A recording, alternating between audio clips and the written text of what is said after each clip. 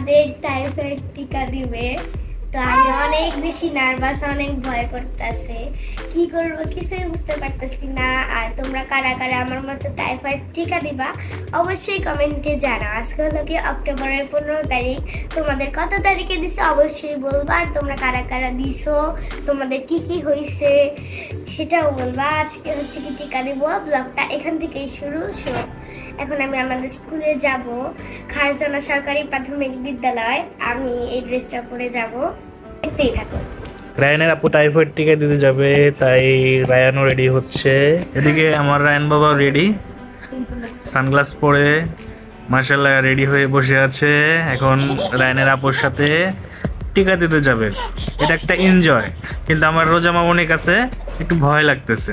আসসালামু আলাইকুম। আজকে আমার জীবনে অনেক গুরুত্বপূর্ণ একটা দিন, কারণ আমি আমার মেয়েকে নিয়ে আজকে টাইফয়েড টিকা দিতে নিয়ে যাব। তো টাইফয়েড টিকা নিয়ে আসলে অনেক চিন্তায় ছিলাম যে মেয়েকে দিব কি দিব না, কারণ বিভিন্ন ভুয়া নিউজ থেকে আমরা অনেক ভয় পেয়েছি।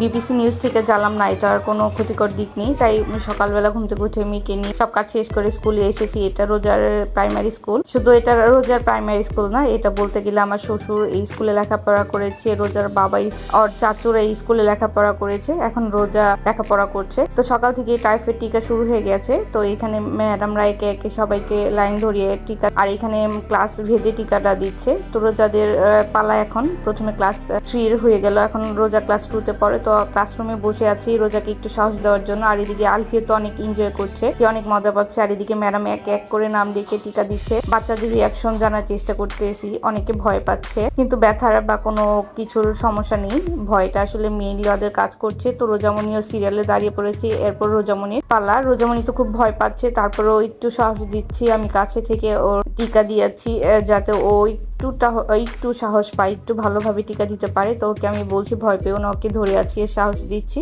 তো টিকা দেওয়া শেষ, রোজাকে বললাম কেমন লাগছে, ব্যথা পাচ্ছ কিনা, কিন্তু না, ও বললো না তেমন কোনো ব্যথা পাইনি। তো টিকা দেওয়া শেষ করে আমরা পুরো স্কুলটা ঘুরে দেখছি। টিকা দিয়ে শেষ হয়ে আমি আসলাম, আর ওই এদিকে ওর বাবা পুরা স্কুলটা ভিডিও করে দেখছে। আর এদিকে ওর বান্ধবীর সাথেও কথা বললাম যে তোমরা ভয় পেয়েছো কিনা, টিকা দিয়েছো কিনা, কি অবস্থা। তো না, সবাই ভালো মতো টিকা দিয়েছে। সবাই ভালো থাকবেন, সুস্থ থাকবেন, আল্লাহ হাফেজ।